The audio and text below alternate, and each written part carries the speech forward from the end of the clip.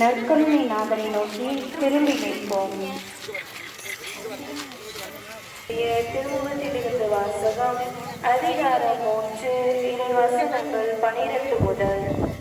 திருத்தூதர் பவுல் கொலோசியருக்கு எழுதிய திருமுகத்திலிருந்து வாசகம். அதிகாரம் 3, இறைவசனங்கள் 12 முதல். நீங்கள் கடவுளால் தேர்ந்து கொள்ளப்பட்டவர்கள், அவரது அன்பிற்குரிய இறை மக்கள். எனவே அதற்கிசைய பரிவு, இரக்கம், நல்லெண்ணம், மனத்தாழ்மை, கனிவு, பொறுமை ஆகிய பண்புகளால் உங்களை அணிய செய்யுங்கள். ஒருவரை ஒருவர் பொறுத்து கொள்ளுங்கள். ஒருவரை பற்றி ஒருவருக்கு ஏதாவது முறையீடு இருந்தால் மன்னியுங்கள். ஆண்டவர் உங்களை மன்னித்தது போல நீங்களும் மன்னிக்க வேண்டும். இவை அனைத்துக்கும் மேலாக அன்பையை கொண்டிருங்கள். அதுவே இவை அனைத்தையும் பிணைத்து நிறைவுபெற செய்யும். ஆண்டவர் வழங்கும் அருள்வாக்கு.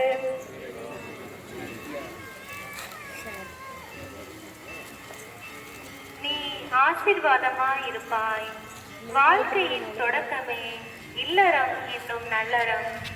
அங்கு அன்பே பிறப்பிடமாகவும், மகிழ்ச்சியே இருப்பிடமாகவும், பாசமே வளர்ப்பிடமாகவும், பக்குவமே காப்பிடமாகவும் திகழ்கின்றது. அத்தகைய புனித இடத்தில் விடியல் போல் இறைவன் வீற்றிருக்கின்றார். அவர் நமக்கான நலமான வளமான வாழ்வை துளிர்க்க செய்கின்றார். இறைவனால் தேர்ந்தெடுக்கப்பட்ட நம்மை அவரோடு உறவாட, உரையாட குடும்பமாய் அழைக்கின்றார். அவரது குரலுக்கு செவிமடுப்போமா? ஜெபம். அன்பின் பிறப்பிடமே இறைவா, இதோ எம் பங்கிலுள்ள மக்களையும் எம்மை சுற்றியுள்ள பிற மத சகோதர சகோதரிகளையும் உமது கனிவான கரத்தினால் ஆசீர்வதியும். குடும்பம் என்னும் குட்டி திரு அவைக்குள் வாழும் நாங்கள் அன்பு, பாசம், பரிவு, இரக்கம், மன்னிப்பு போன்ற நற்பண்புகளை வாழ்வாக்கும். எம் மக்கள் செய்யும் தொழிலையும் எம் ஊரில் உள்ள அனைத்து குழந்தைகளும் நன்னெறியில் வளரவும், கல்வி, ஞானம் என்ற செல்வத்தால் அவர்களை அழகுபடுத்தவும் உமது கரம் எம்மை பாதுகாக்கும் கரமாக இருக்க வேண்டும் என்று எங்கள் ஆண்டவராகிய கிறிஸ்து வழியாக உம்மை வேண்டுகிறோம். அனைவரும் பவனியை தொடர்வோம்.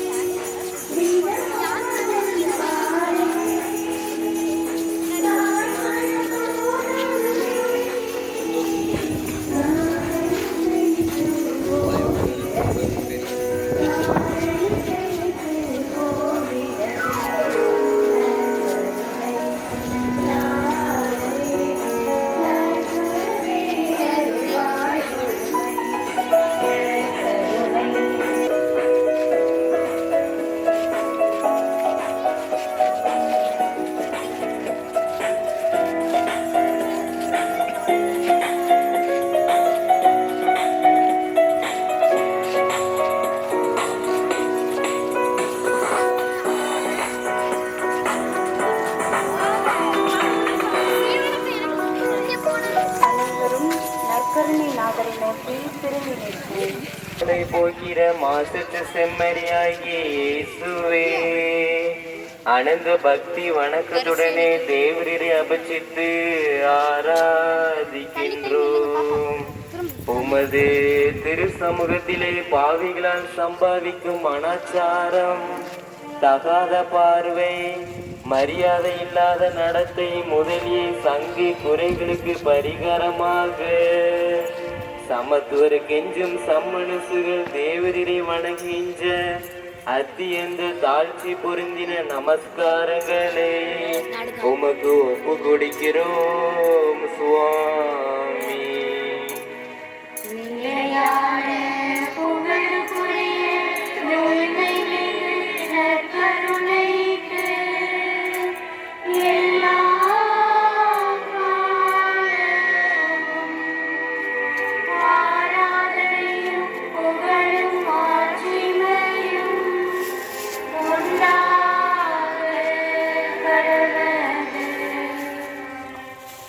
பேதுரு எழுதிய முதல் திருமுகத்திலிருந்து வாசகம்.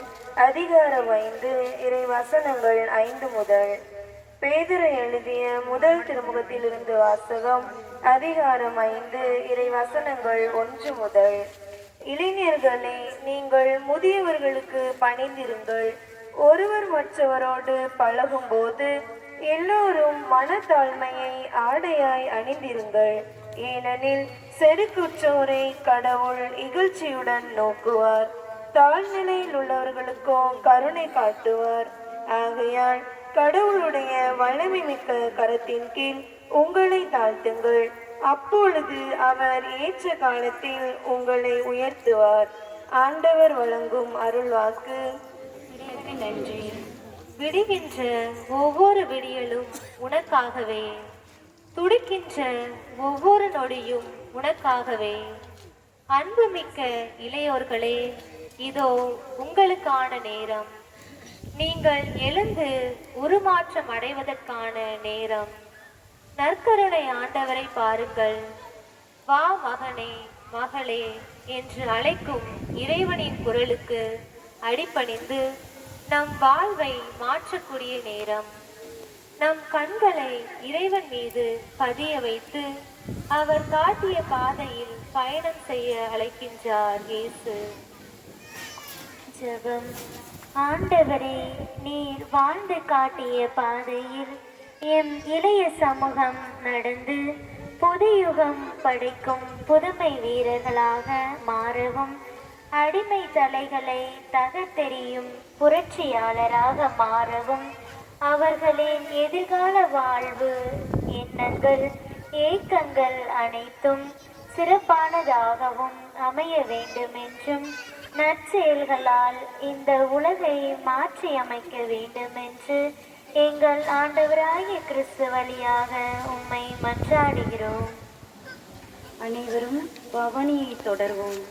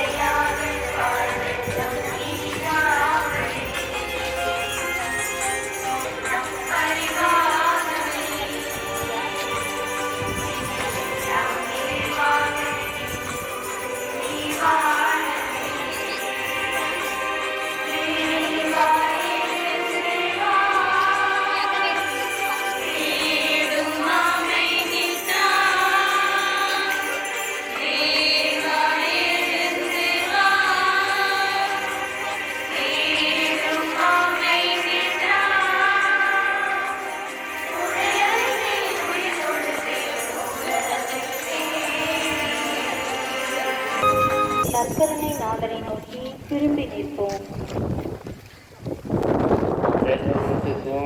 பூலோகத்துக்கும் தேவரீரை அபிச்சித்து ஆராதிக்கின்றோம்.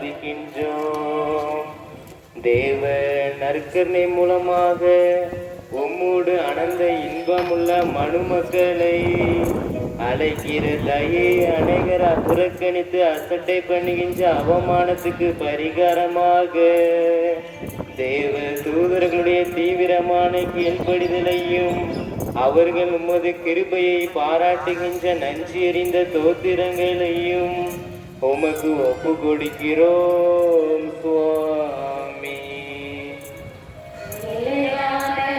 புகழுக்குரிய தூய்மை மிகு நற்கருணைக்கு எல்லா காலமும் ஆராதனையும் புகழும் ஆட்சிகளையும் உண்டாக கடவுளுக்கு. மத்தேயு எழுதிய நற்செய்தியிலிருந்து வாசகம். அதிகாரம் 14 இறைவசனங்கள் 34 முதல். மத்தேயு எழுதிய நற்செய்தியிலிருந்து வாசகம். அதிகாரம் 14 இறைவசனங்கள் 34 முதல்.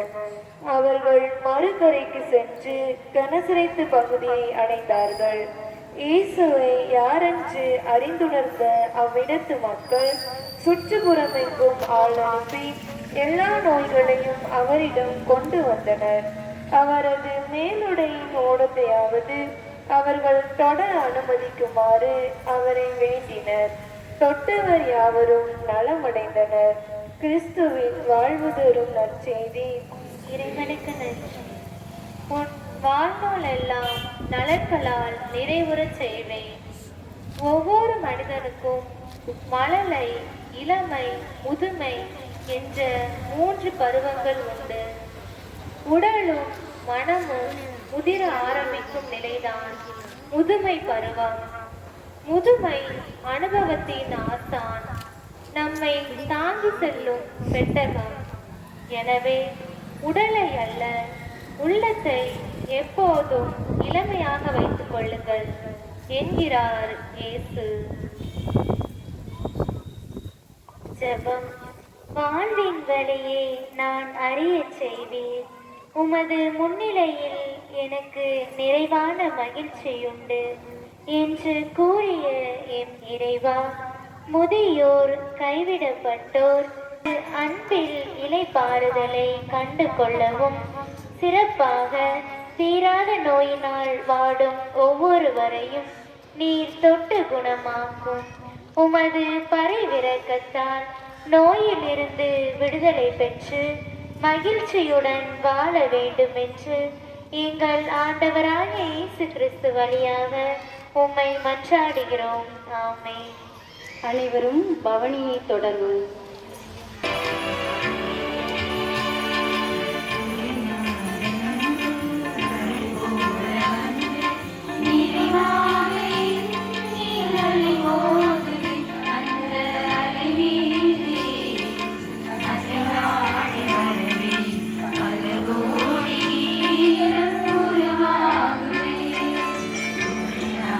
அன்பு கடல் போல வந்து நிறைவான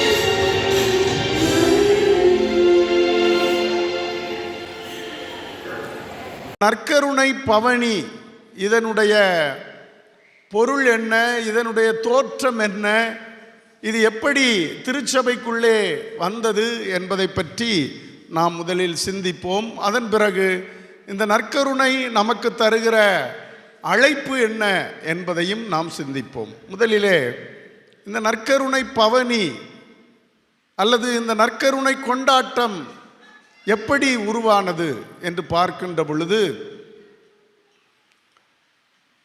திருச்சபையினுடைய வரலாற்றிலே திருதந்தையின் அப்படின்னு சொல்லி ஒரு சங்கம் நடைபெற்றது. திருதந்தையின் சங்கம். அந்த சங்கத்தில்தான் இந்த நற்கருணை பவனி தொடர்பான விவாதங்கள் உருவாக்கப்பட்டு இந்த நற்கருணை தொடர்பான விழாக்கள் நடத்தப்பட வேண்டும் என்று முடிவு செய்யப்பட்டது. அப்படி முடிவு செய்யப்பட்ட காலகட்டத்திலே ஓரிரு இடங்களில் ஆங்காங்கே இந்த நற்கருணை பவனிகள் நடத்தப்பட்டன. குறிப்பாக திருத்தந்தையானவர் இந்த நற்கருணை பவனியை யோவான் லாத்திரன் பேராலயத்திலிருந்து அன்னை மரியாளுடைய பெயரிலே தாங்கியிருக்கின்ற அந்த பேராலயம் வரை அந்த நற்கருணை பவனியை நடத்துவதாக வழக்கமாக கொண்டிருந்தார்கள். அதன் பிறகு இரண்டாம் வத்திக்கான் சங்கத்திற்கு பிறகு இந்த நற்கருணை பவனி தொடர்பாக அதிகாரப்பூர்வமான வெளியீடுகள் வெளிவந்தன. 1973 ஆண்டு ஜூன் மாதம் 20ஆம் தேதி இந்த நற்கருணை பவனி தொடர்பாக ஒரு வெளியீடு திருச்சபையால் வெளியிடப்பட்டது. அந்த வெளியீடு எதற்கானது என்றால், இந்த நற்கருணை வாழ்வியலை, நற்கருணை தருகின்ற அந்த வாழ்வியலை வாழ்க்கையாக்குவதற்கு என்ன மாதிரியான கொண்டாட்டங்கள் அவசியம் என்பது தொடர்பாக அந்த வெளியீடு வந்தது. அந்த வெளியீட்டிலே இந்த நற்கருணை பவனி ஒவ்வொரு பங்கிலும் நடைபெற வேண்டும். பல்வேறு நற்கருணை கொண்டாட்டங்கள் இருந்தாலும், பல்வேறு நற்கருணை கொண்டாட்டம் என்றால் திருப்பலியே ஒரு நற்கருணை கொண்டாட்டம் தான். அதன் பிறகு திவ்ய நற்கருணை ஆசீர் என்கின்ற நற்கருணை கொண்டாட்டத்தை மேற்கொள்கின்றோம். அதன் பிறகு இதையும் புதியதாக சேர்த்தார்கள். இந்த நற்கருணை பவனி என்பதும் மிக மிக அவசியமானது என்பதை அந்த வெளியீடு வலியுறுத்தியது. அதன் பிறகு இரண்டாம் யோவான் பவுல், இரண்டாம் ஜான் பால் என்று அழைக்கப்பட்ட அந்த திருத்தந்தையானவர் இந்த நற்கருணை பவனி தொடர்பாக மிக அருமையான ஒரு செய்தியை வெளியிட்டிருக்கின்றார். நற்கருணை தொடர்பாக அவர் வெளியிட்ட யூக்கரிஸ்தியா இன் எக்லேசியா என்கின்ற லத்தீன் மொழியிலே எழுதப்பட்ட அந்த மடலிலே அவர் இப்படி சொல்கின்றார்: இந்த நற்கருணை பவனியிலே நாம் பக்தியோடும் எளிமையான உள்ளத்தோடும் நாம் பங்கெடுக்கின்ற பொழுது நமக்குள்ளே மகிழ்ச்சி பெருக்கெடுக்கும் என்று சொல்கின்றார். இதை எதற்கு உதாரணமாக சொல்கிறார் என்றால், வாழும் நற்கருணை பேழையாக இருந்த அன்னை மரியா, வாழும் நற்கருணை பேழையாக இருந்த அன்னை மரியா தன்னுடைய உதிரத்திலே இயேசுவை தாங்கி ஒரு பயணம் மேற்கொண்டார். அப்படி பயணம் மேற்கொண்டு மலை நாடுகளை எல்லாம் கடந்து அந்த பயணத்தின் போது இறுதியிலே அந்த அன்னை மரியாள் எலிசபெத் அம்மாவை சந்தித்து வாழ்த்துகின்றார். அப்படி வாழ்த்துகின்ற பொழுது அங்கே மகிழ்ச்சி பெருக்கெடுக்கின்றது. அங்கே அந்த எலிசபெத் அம்மாவும் மகிழ்ச்சியால் நிறைகின்றார், தூய ஆவியானவரால் நிரப்பப்படுகின்றார். அது மட்டுமல்ல, அங்கே எலிசபெத் அம்மாவினுடைய அந்த உதிரத்திலே இருந்த திருமுழுக்கு யோவான் மகிழ்ச்சியால் துள்ளுகின்றார். காரணம், அங்கே வாழும் நற்கருணை பேழையாக இருந்த அன்னை மரியாளுடைய உதிரத்திலே சிசுவாக இருந்த ஆண்டவரை சந்தித்ததனால் அங்கே திருமுழுக்கு யோவான் குழந்தை சிசுவாக இருக்கின்ற பொழுதே அங்கே மகிழ்ச்சியால் துள்ளுகின்றார். அப்படி மகிழ்ச்சியால் துள்ளுகின்ற பொழுது அன்பு இறைமக்களே, அங்கே ஒரு மிகப்பெரிய அதிசயம் நடக்கிறது. என்ன அதிசயம் நடந்தது அங்கே?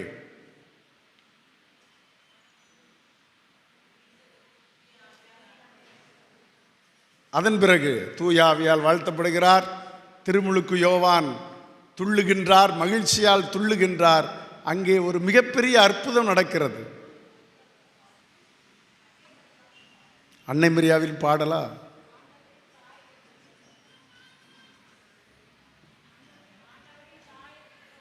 ஆண்டவரின் தாய் என்னிடம் வர வாய்ப்பு பெற்றது எப்படி? இதெல்லாம் உரையாடல். அங்கே நடந்த மிகப்பெரிய நிகழ்வு என்ன, அற்புதம் என்ன என்றால், திருமுழுக்கு யோவானுடைய ஜென்ம பாவம் மன்னிக்கப்படுகிறது. திருமுழுக்கு யோவான் மகிழ்ச்சியால் துள்ளி ஆரவாரம் கொள்கின்றார். அப்படி ஆரவாரம் கொண்டதனால் அது எதனுடைய அடையாளம் என்றால், அவருடைய பாவங்கள், எல்லா மனிதருக்கும் என்ன இருக்கிறது? ஜென்ம பாவம் இருக்கிறது, பிறப்பு நிலை பாவம் இருக்கிறது. அந்த பாவத்திலிருந்து திருமுழுக்கு யோவான் விடுதலை பெறுகின்றார். அன்பு இறை மக்களே, காரணம் அந்த வாழும் நற்கருணை பேழை பயணம் செய்து அந்த பயணத்திலே திருமுழுக்கு யோவான் பங்கேற்கின்றார். பங்கேற்றதனால் அங்கே அவர் பாவத்திலிருந்து விடுதலையை பெற்று மிகப்பெரிய மகிழ்ச்சியை பெறுகின்றார்.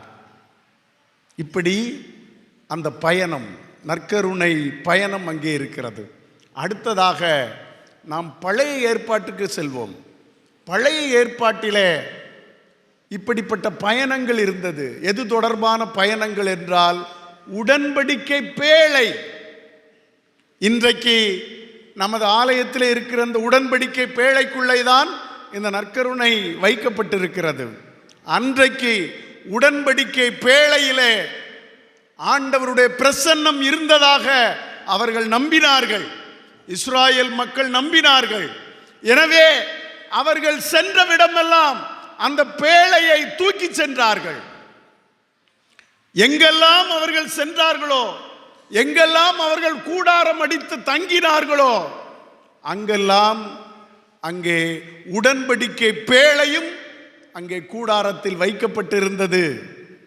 அப்படி வைக்கப்பட்டிருந்த பொழுது உடன்படிக்கை பேழை இருந்த கூடாரத்தின் மேலே ஆண்டவருடைய ஆற்றல், ஆண்டவருடைய வல்லமை நிழலாடியது என்று நாம் படிக்கின்றோம்.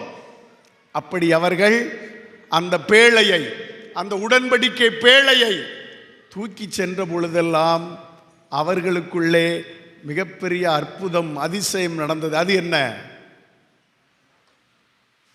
என்ன? வெற்றி.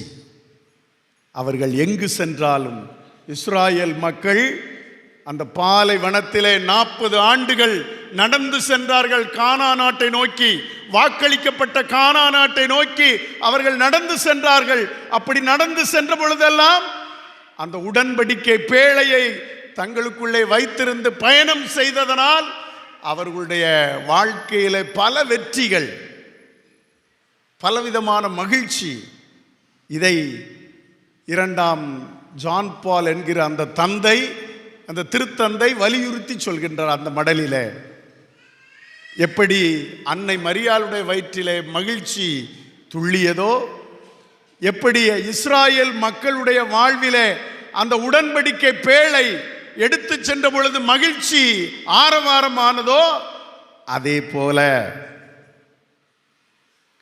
நம்முடைய வாழ்விலும் இந்த நற்கருணையை நாம் சுமந்து செல்கின்ற பொழுது, இந்த நற்கருணையில் பயணம் செய்கின்ற பொழுது, நற்கருணை கூடவே நாம் வாழ்கின்ற பொழுது, அன்பு இறை மக்களே, நம்முடைய வாழ்க்கையிலே மகிழ்ச்சிக்கு பஞ்சமில்லை என்பதனை 2ஆம் யோவான் பவுல் என்கிற அந்த திருத்தந்தை மிக அருமையாக வலியுறுத்துகின்றார்.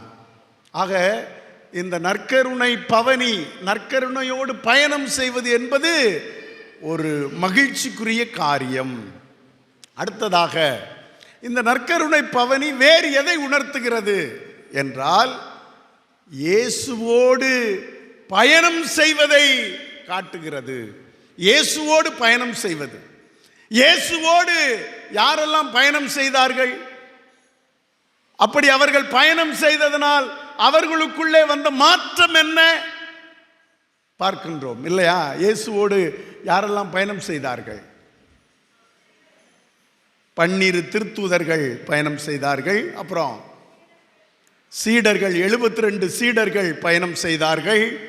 பிறகு பெண்கள் பயணம் செய்தார்கள், ஏழைகள் பயணம் செய்தார்கள், குழந்தைகள் பயணம் செய்தார்கள்.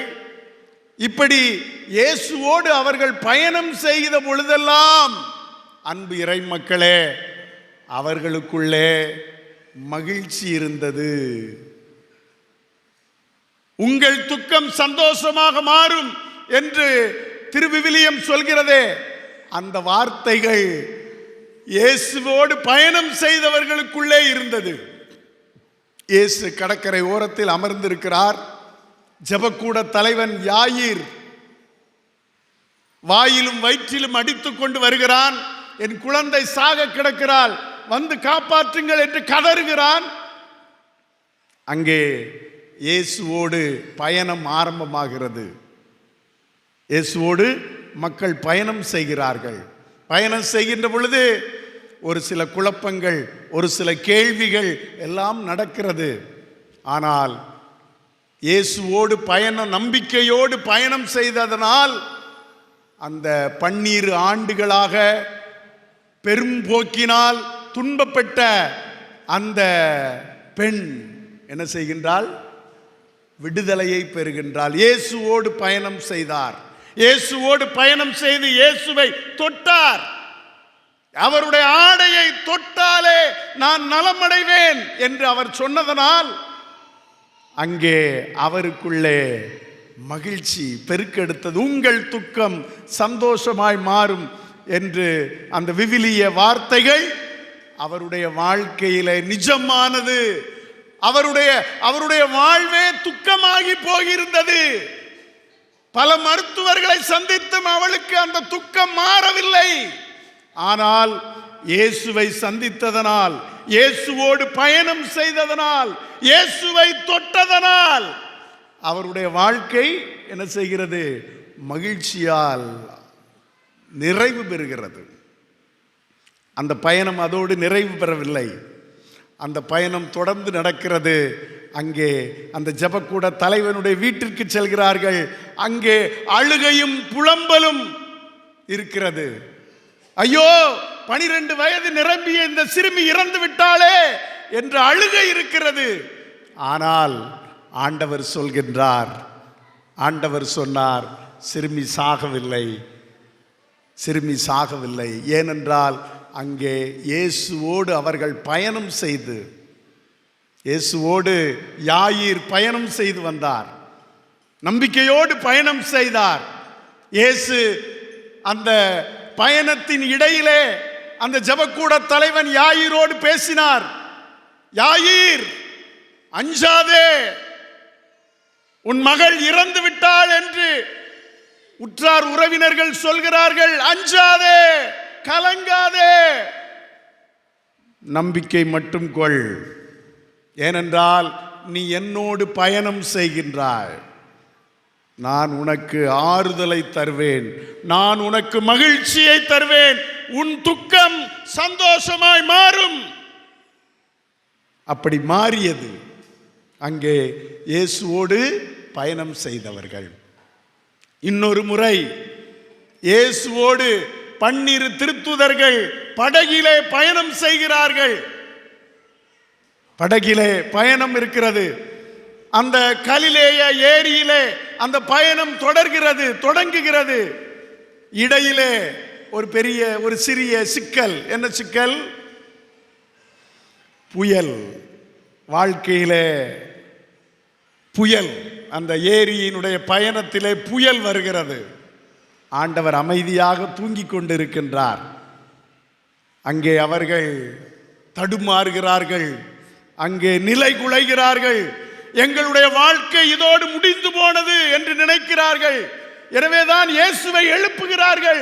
ஆண்டவரே, உமக்கு கவலை இல்லையா? நாங்கள் மடிந்து போகிறோமே.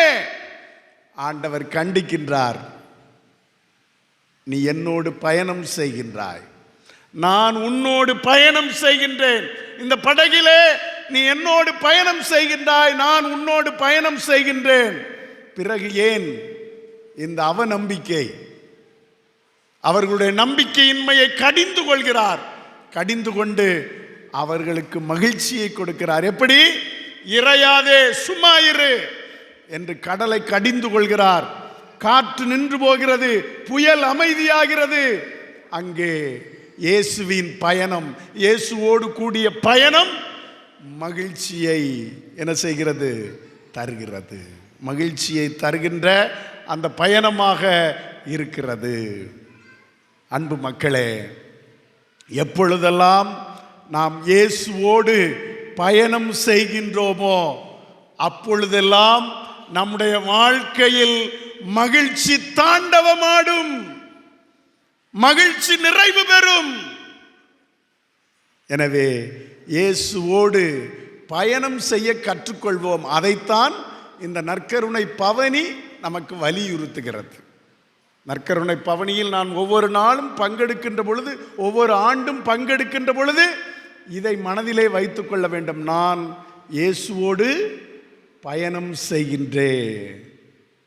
அப்படி பயணம் செய்கின்ற பொழுது என்னுடைய நோய்கள் குணமாகின்றது, என்னுடைய வறுமை போக்கப்படுகிறது, என்னுடைய துக்கம் சந்தோஷமாக மாறுகிறது என்கிற மனநிலை மிக மிக அவசியமானது. எனவே அதை நன்றாக புரிந்து கொள்ள வேண்டும். அடுத்ததாக அன்புக்குரியவர்களே, இந்த இயேசு, இந்த நற்கருணை ஆண்டவர், இந்த நற்கருணை ஆண்டவர் நமக்கு தருகிற பாடம் என்ன?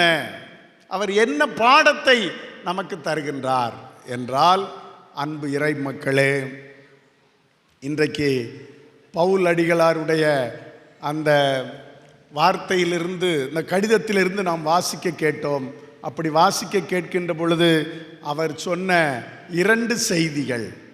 ஒன்று, பிளவுபட்ட மனநிலையோடு நீங்கள் நற்கருணை கொண்டாட்டமாக இருந்தாலும் சரி, நற்கருணை பவனியாக இருந்தாலும் சரி, நற்கருணை ஆசீர்வாதமாக இருந்தாலும் சரி, நீங்கள் பங்கெடுத்தால் அதில் என்ன இல்லை? ஒரு பிரயோஜனமும் இல்லை. அப்படி நீங்கள் பங்கெடுப்பதால் அதில் எந்த நன்மையும் உங்களுக்கு வந்துவிடாது. பிளவுபட்ட மனநிலையோடு. பிரிவுகள் இருக்கலாம். ஆண்டவர் பவுல் சொல்கிறார், பிரிவுகள் இருக்கலாம். நான் ஒரு சபை, நீ ஒரு சபை என்ற பிரிவுகள் இருக்கலாம். ஆனால் என்ன இருக்கக்கூடாது? பிளவுகள் இருக்கக்கூடாது என்பதனை அவர் வலியுறுத்துகிறார். ஏன் வலியுறுத்துகிறார் என்றால், நற்கருணையை பேசுகின்ற பொழுது இதை வலியுறுத்துகிறார் என்றால், நற்கருணை இந்த ஒற்றுமையை, ஒன்றுபட்டு வாழ்தலை வலியுறுத்துகிறது. எனவேதான் நற்கருணையை நாம் ஆங்கிலத்திலே கம்யூனியன் என்று அழைக்கின்றோம். கம்யூனியன் என்றால் கம் கூட்டல் யூனியன். நீங்கள் நற்கருணையை தொழ வருகின்ற பொழுது, நற்கருணை வழிபாட்டை செய்கின்ற பொழுது நீங்கள் ஒற்றுமை உணர்வோடு என்ன செய்ய வேண்டும்? வர வேண்டும். அதைத்தான் நாம் கம்யூனியன் என்று ஆங்கிலத்திலே சொல்கிறோம்.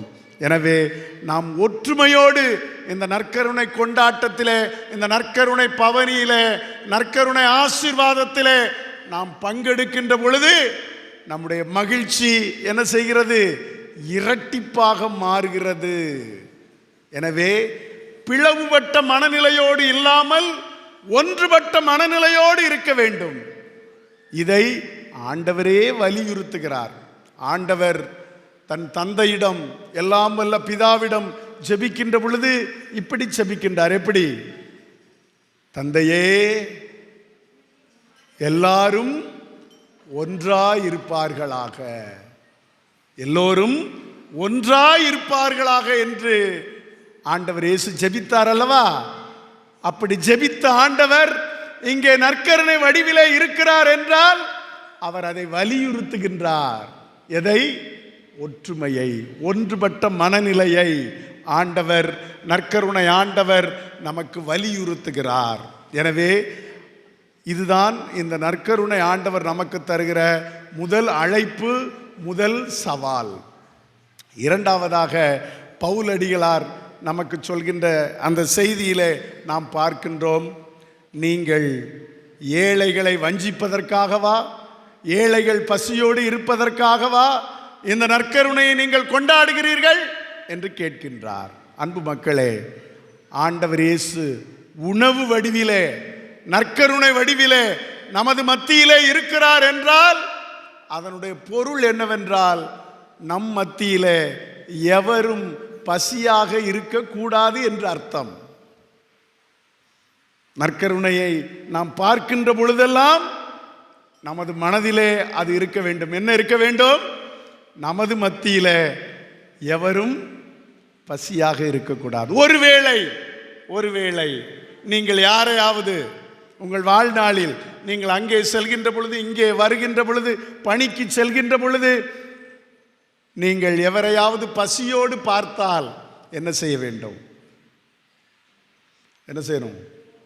உணவு வாங்கி கொடுக்க வேண்டும். உணவு வாங்கி கொடுக்க வேண்டும். நம்மள சில பேர் சொல்லுவோம், அவன் ஏமாத்துவான், அவனுக்கு காசு கொடுக்கக்கூடாது அப்படின்னு சொல்லி என்ன செய்வோம்? நம்மள பல பேர் நீதிமான்கள் போல, நேர்மையாளர்கள் போல நடந்து கொள்வோம். அப்படி அல்ல. ஒருவன் கை நீட்டி எனக்கு பசிக்கிறது, எனக்கு தா என்று கேட்டால் அவனுக்கு என்ன செய்ய வேண்டும்? உணவு கொடுக்க வேண்டும். ஏனென்றால் நம்முடைய தமிழ் இலக்கியம் சொல்கிறது, உண்டி கொடுத்தோர் உயிர் கொடுத்தோர்.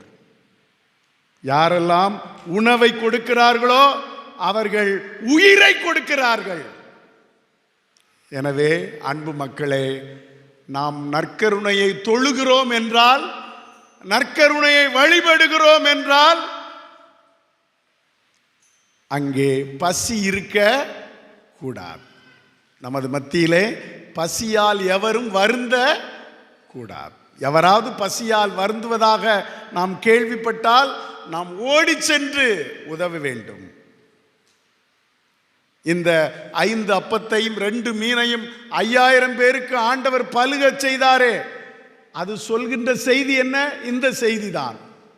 ஆண்டவர் சொல்கிறார் அல்லவா, சீடர்கள் ஆண்டவரை பார்த்து சொல்கிறார்கள், அவர்கள் மயங்கி கீழே விழுந்து விடுவார்கள், நீர் அவரை அனுப்பிவிடும், அவர்களே போய் உணவு வாங்கி கொள்ளட்டும் என்று சொல்கிறார்கள். ஆண்டவர் என்ன சொல்கின்றார்? நீங்களே அவர்களுக்கு உணவு கொடுங்கள், நீங்களே அவர்களுக்கு உணவு கொடுங்கள். அப்போ இந்த நற்கருணையை கொண்டாடுகிற நாம் எவராவது பசியாக இருப்பதாக கேள்விப்பட்டால் அவர்களுக்கு உணவு கொடுக்க, அப்படி உணவு கொடுக்கின்ற பொழுது அன்பு இறை மக்களே, நமக்கு மோட்சத்தில் சீட் ரிசர்வ் ஆகுது. மோட்சத்தில் இருக்கை ரிசர்வ் செய்யப்படுகிறது, முன்பதிவு செய்யப்படுகிறது. இதை நான் சொல்லவில்லை, ஆண்டவரே சொல்கின்றார். ஆண்டவர் அந்த இறுதி தீர்ப்பின் போது அந்த ஓமையிலே அவர் சொல்கின்ற பொழுது சொல்கின்றார், நீதிமான்களை நோக்கி ஆண்டவர் சொல்வார், என் தந்தையின் ஆசி பெற்ற மக்களே, நீங்கள் உங்களுக்காக ஏற்பாடு செய்திருக்கிற இந்த நிலையான வாழ்வுக்குள் நுழையுங்கள். ஏனென்றால் முதல் கண்டிஷனே அதுதான். என்னது?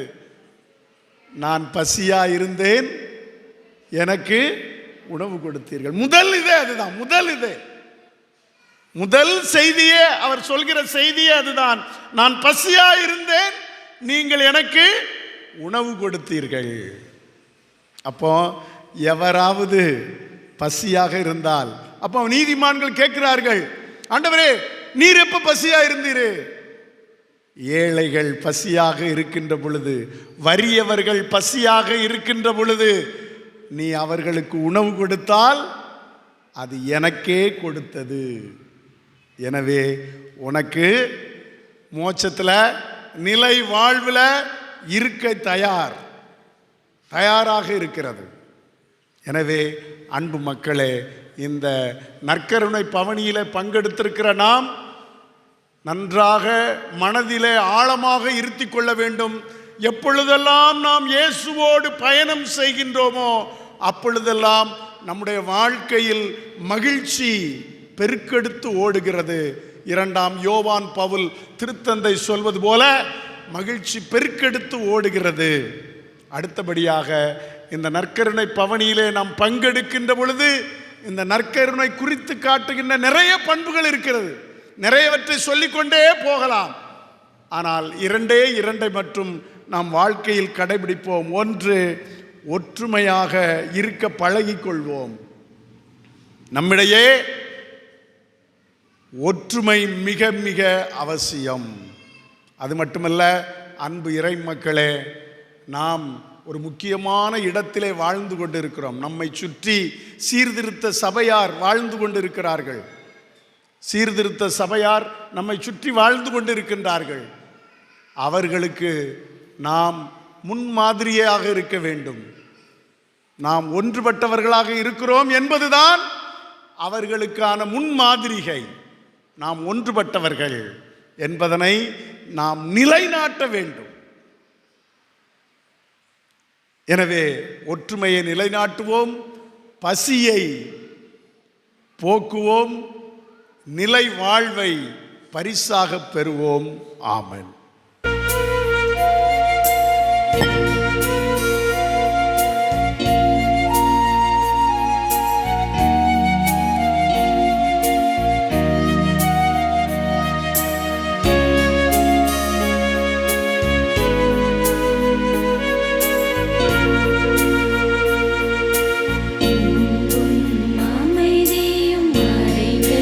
வாழ்வில் இறைவா நீ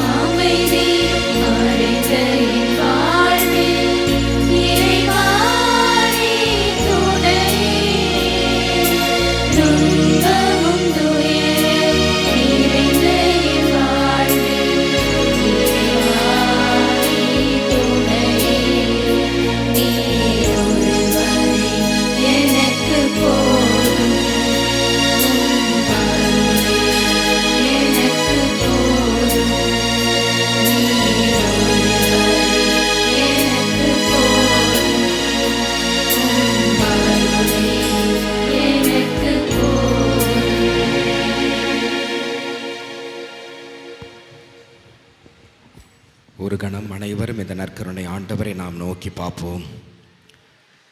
நற்கருணை ஆண்டவரோடு பயணித்த நாம் அவரோடு அவரது இல்லத்திலே அவர் அருகிலே நாம் இந்த நேரத்திலே தங்கியிருக்கிறோம். திருப்பாடல் 84:4 உமது இல்லத்திலே உம்மோடு தங்கியிருப்போர் நற்பேறு பெற்றோர். ஆண்டவரே, புனிதமான இந்த நேரத்தில் நாங்கள் உம்மோடு இருப்பதற்கு நாங்கள் பேறு பெற்றவர்கள், நாங்கள் பெரும் கொடுத்து வைத்தவர்கள், நாங்கள் அதிர்ஷ்டசாலிகள்.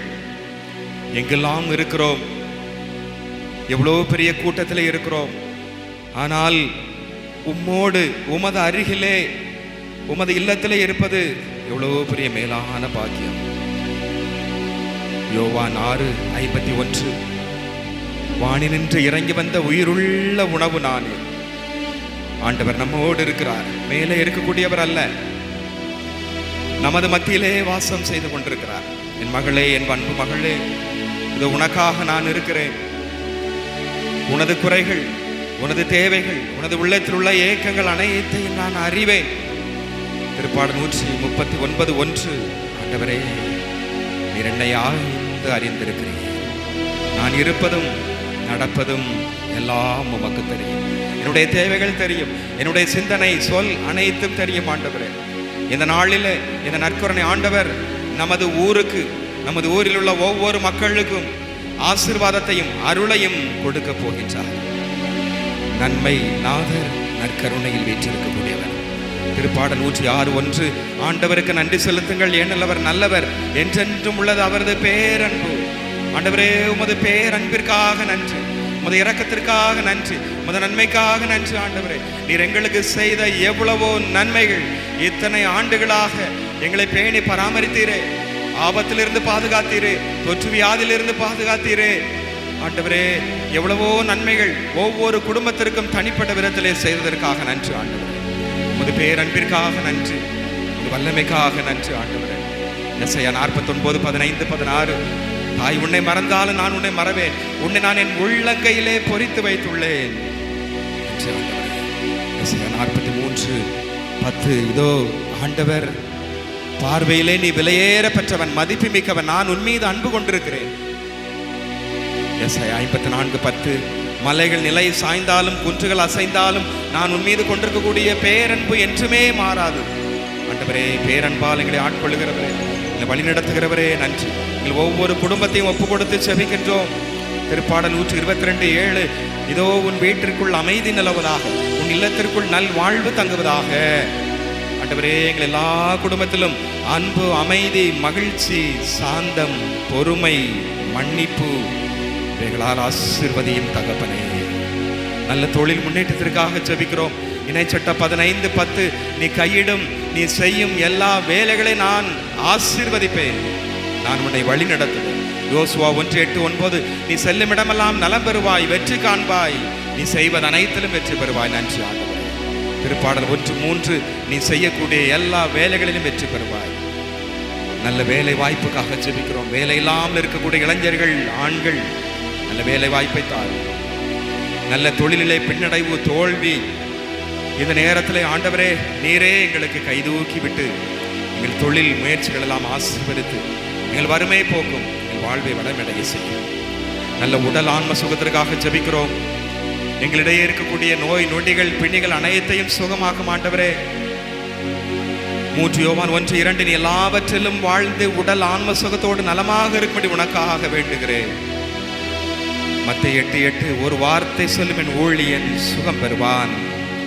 வார்த்தையால் சுகம் தருகிறவரே நன்றி. சாலமோன் ஞானம் 16:12 பச்சிலையோ களிம்போ அவர்களுக்கு நலம் அளிப்பதில்லை, ஆண்டவருடைய சொல்லே வார்த்தை அவர்களுக்கு நலம் அளித்தது. வார்த்தையால் சுகம் தருகிறவரே, உமால் எல்லாம் கூடும் ஆண்டவரே. மருத்துவர் கைவிட்டாலும், நண்பர்கள் கைவிட்டாலும் உமால் எல்லா நோய் நொடிகளையும் சுகப்படுத்த முடியும். நீ நம்புகிறாயா? நீ நம்பியபடியே உனக்கு நிகழட்டும் இயேசுவே. இங்கே இருப்பவர்களையும், எங்கள் ஊரில் இருப்பவர்களையும், மருத்துவமனையிலே சிகிச்சை பெற்றுக் கொண்டிருக்கூடிய ஒவ்வொரு பிள்ளைகளையும் நீரே தொட்டு சுகம் தாரும் ஆண்டவரே. உம்மால் எல்லாம் கூடும். லூக்கா 1:37 கடவுளால் இயலாதது, கடவுளால் முடியாதது ஒன்றுமில்லை. ஆண்டவரே, நன்றி. நல்ல நோய் நொடிகளிலிருந்து விடுதலை தாரும், நல்ல உடல் ஆன்ம சுகத்தை தாரும். இளைஞர்கள் இளம்பெண்களை ஒப்பு கொடுத்து ஜெபிக்கிறோம். நீரே அவர்களுக்கு நேரிய பாதையை காட்டியருளும். திருப்பாடல் 32:8, இதோ நான் உனக்கு பாதித்து நான் உனக்கு போதித்து நீ நடக்க வேண்டிய பாதையை காட்டுவேன். எங்களுடைய இளைஞர்கள் இளம்பெண்கள் எல்லாருக்கும் நேரிய பாதையை காட்டியருளும்.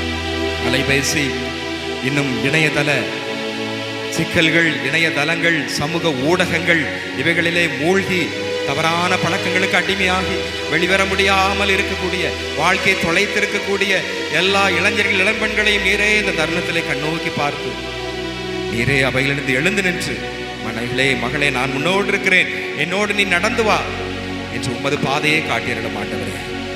சிறு பிள்ளைகளை ஆசீர்வதியும். லூக்கா 2:40, குழந்தை எல்லாவற்றிலும் வளர்ந்து அறிவிலும் ஞானத்திலும் வளர்ந்து உமக்கு உகந்த பிள்ளையாக வளர்ந்தது.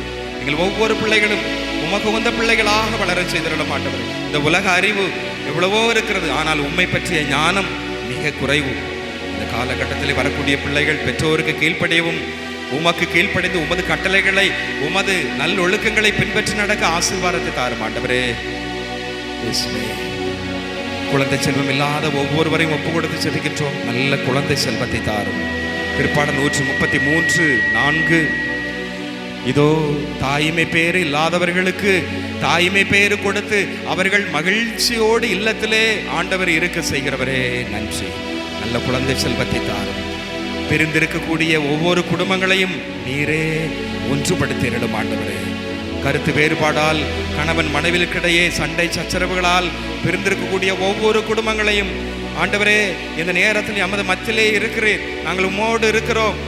எல்லோரையும் நீரே தொட்டு உமது ஆசீர்வாதத்தால் வல்லமையால் ஒன்று சேர்த்தருளும் ஆண்டவரே. ஒரே குடும்பங்களாக, அன்பின் குடும்பங்களாக மாறச் செய்தருளும். ஒவ்வொரு முதியவர்களையும் ஆசீர்வதித்து அவர்களோடு நீரே கூட இருந்து பயணியும். அவருடைய சோர்வுகள், களைப்புகள், உடல் வியாதிகள், தனிமை இவைகளை போக்கி நீரே அவர்களோடு துணையாக. திருப்பாடல் 121:4-5, ஆண்டவர் உனக்கு நிழல் ஆவார், உன் வலப்புறத்தில் இருக்கிறார். எனவே அவர்களுக்கு நீரே துணையாக இருந்து வழி நடத்தியருளும். எங்கள் ஒவ்வொருவரையும் ஆசீர்வதித்ததற்காக நன்றி ஆண்டவரே. தொடர்ந்து உமது கரம் எங்களோடு இருப்பதாக ஆண்டவரே. ஆமென்.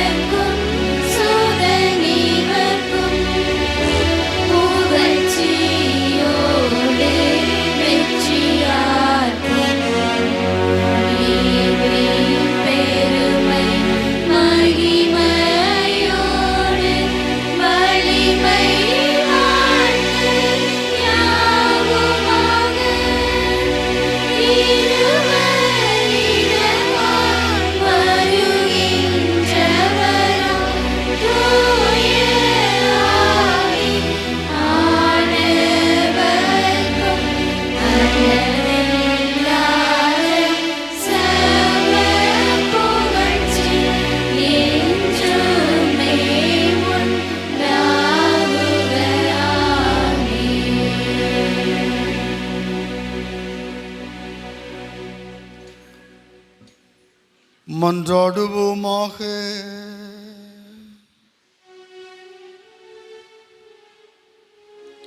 இறைவா, இந்த வியப்பிற்குரிய திரு அருட்சாதனத்திலே உமது திருப்பாடுகளின் நினைவை எங்களுக்கு விட்டு சென்றீரே. உமது திருவுடல் திரு ரத்தம் இவற்றின் மறைபொருளை வணங்கும் நாங்கள் உமது மீட்பின் பலனை இடைவிடாமல் அனுபவிக்க அருள் புரிவீராக. என்றென்றும் வாழ்ந்து ஆட்சி செய்கின்றவர் நீரே.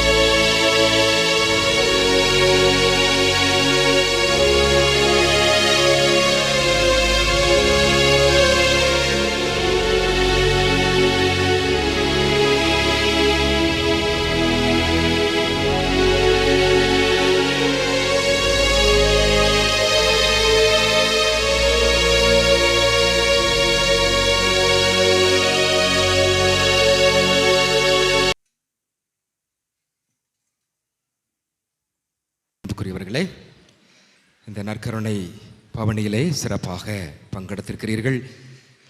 இந்த அருமையான நாளிலே தலைமையேற்று நமக்கு சிறப்பு செய்தவர் அருட்தந்தை ஜாக்சன் அடிகளார் அவர்கள்.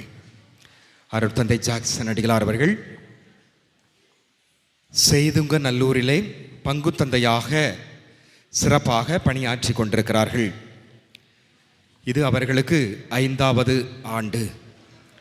வெகு உற்சாகத்தோடும் நல்ல முறையிலே பங்கு பணியை சீரும் சிறப்புமாக பொறுமையோடு நிதானமாக செய்து கொண்டிருக்கிறார்கள். தந்தை அவர்கள் இதற்கு முன்னால் கிழவனேரி, பிரகாசபுரம் போன்ற பங்குகளிலெல்லாம் திறம்பட பணியாற்றி முத்திரை பதித்தவர்.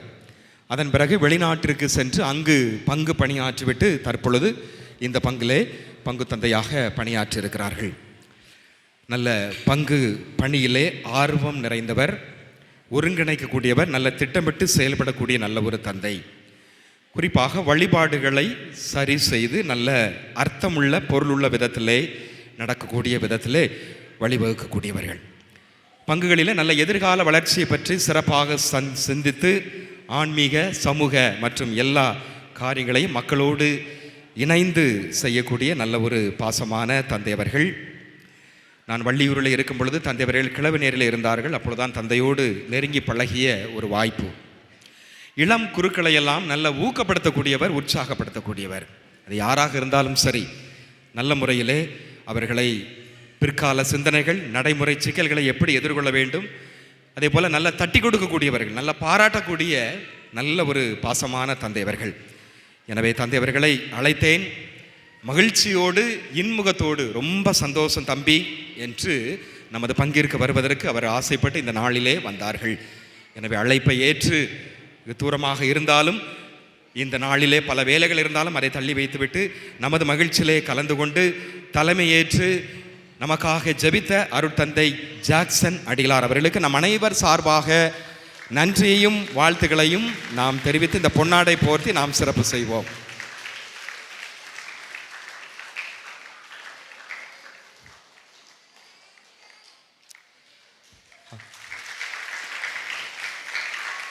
அருட்தந்தை மரிய அரசு அவர்கள். தந்தையினுடைய இயற்பெயர் ராஜேந்திரன்.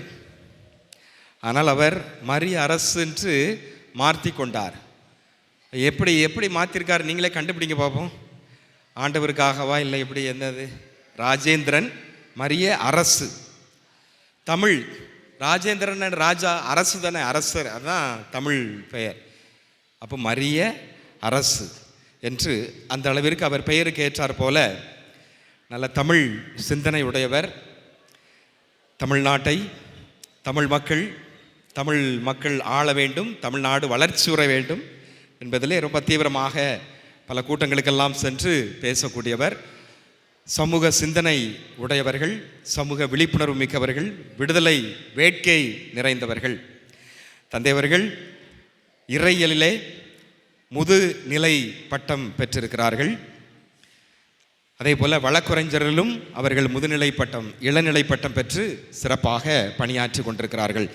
தந்தையவர்கள் நமது அருகாமையில் உள்ள சவேரியார்புரம், முள்ளக்காடு சவேரியார்புரம் அந்த பங்கிலே பங்கு தந்தையாக சிறப்பாக அவர் 2வது ஆண்டு பணியேற்றி சிறப்பாக செயல்படுத்தி கொண்டிருக்கிறார்கள். அங்கு நிறைய பணிகள் இருக்கிறது. குறிப்பாக ஆன்மீக பணிகள் மற்றும் ஆலய பழுதடைந்த நிலை. எனவே புதிய ஆலயத்தை வடிவமைத்து அதற்கு திட்டமிட்டு அதற்கு அஸ்திவாரமிட்டு அதை துவங்கி இருக்கிறார்கள். ஏறக்குறைய 50 லட்சம் ரூபாய்க்கு வேலை முடிந்திருக்கிறது. மற்றும் 3.5 கோடி ரூபாய் மதிப்பீட்டு தொகையிலே மக்களை கட்டி எழுப்பி ஒருங்கிணைத்து இந்த காரியத்தை அவர் ஆரம்பித்திருக்கிறார்கள். எனவே அந்த பணி சிறப்பாக முடிய நாம் இறைவனிடம் ஜெபிப்போம். தந்தையவர்கள் பங்கிலே ராதாபுரம் பங்கிலே அருமையாக பணி செய்தவர். அதே போல் அந்த நமக்கு இந்த வடபாகம் இருக்கக்கூடிய என்ன பங்கு,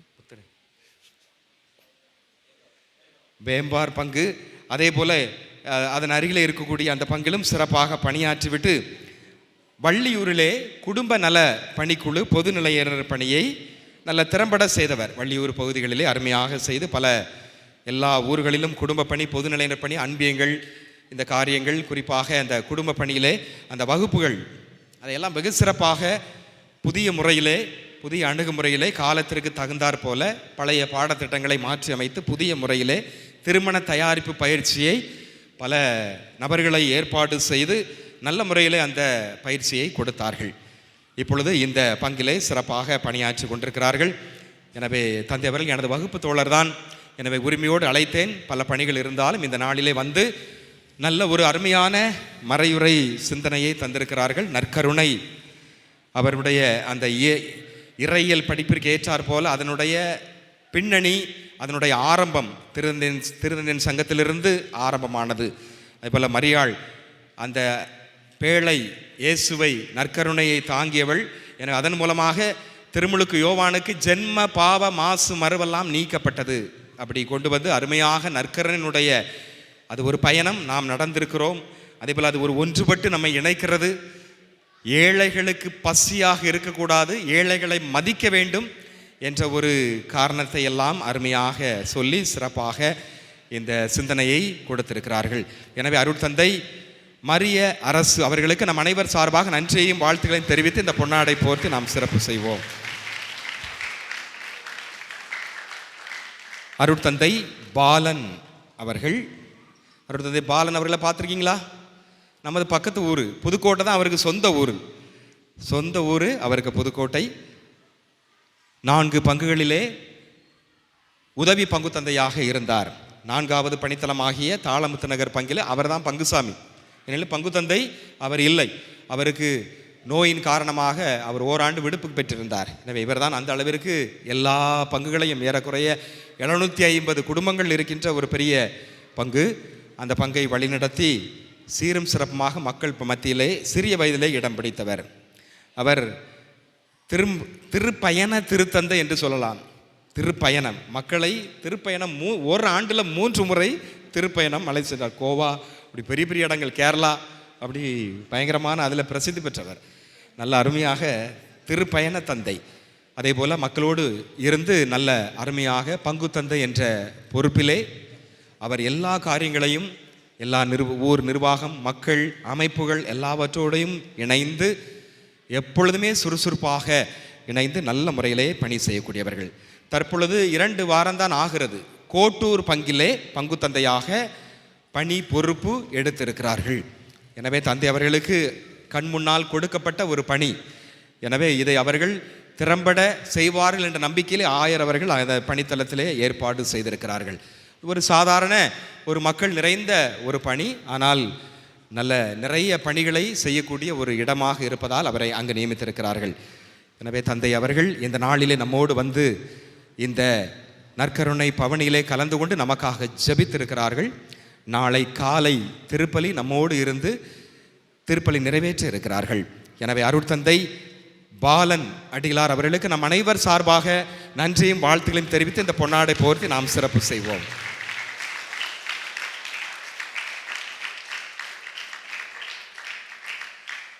திருப்பலி முடிந்தவுடனே இந்த புதுநன்மை மற்றும் அவருடைய பெற்றோர்கள் ஞான பெற்றோருக்கு பாவ சங்கீர்த்தனம் கேட்கப்படும். எனவே உடனே ஆலயத்திலே அமருங்கள், குருவானவர்கள் இருப்பார்கள். எனவே பாவ சங்கீர்த்தனம் கேட்கப்படும், அதிலே கலந்து கொள்ளுங்கள்.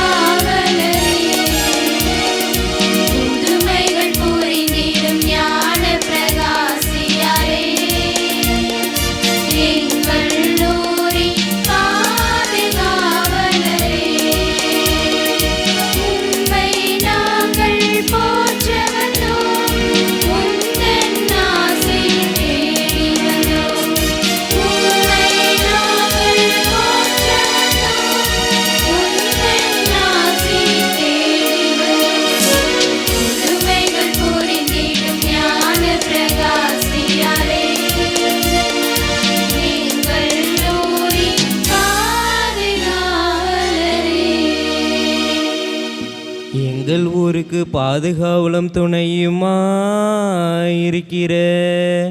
அஜிஷ்ட ஞான பிரகாசியாரே, எங்களுக்காக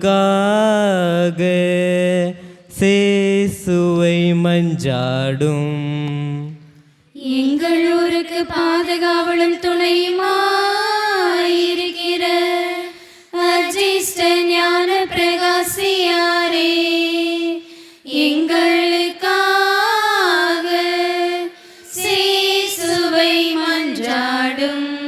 எங்கள் ஊருக்கு பாதுகாவலும் துணையுமாயிருக்கிற அஜிஷ்ட ஞான பிரகாசியாரே, எங்கள் ஊர் செழித்தோங்கி முன்னேற்றமடையும்படியாக சேசுவை மஞ்சாடும். எங்கள் ஊருக்கு பாதுகாவலும் துணையுமாயிருக்கிற அஜிஷ்ட ஞான பிரகாசியாரே, எங்கள் ஊர் செழித்தோங்கி முன்னேற்றம் அடையும்படியாக சேசுவை மன்றாடும். எங்கள் ஊருக்கு பாதுகாவலும் துணையுமாயிருக்கிற அஜிஷ்ட ஞான பிரகாசியாரே, எங்கள் ஊரில் நல்ல சமாதானம் நிலவும்படியாக சேசுவை மஞ்சாடும். எங்கள் ஊருக்கு பாதுகாவலும் துணையுமாயிருக்கிற அஜிஷ்ட ஞான பிரகாசியாரே, எங்கள் ஊரில் நல்ல சமாதானம் நிலவும்படியாக சேசுவை மன்றாடும். நிலையான புகழுக்குரிய தூய்மை மிகு நற்கருணைக்கு எல்லா காலமும் ஆராதனையும் புகழும் மாட்சிமையும் உண்டாக கடவது. திருச்சிலுவை அடையாளத்தினாலே எங்கள் தீயோரிடமிருந்து எங்களை விடுவித்தருளும். எங்கள் இறைவா, தந்தை, மகன், தூய ஆவியின் பெயராலே ஆமீன்.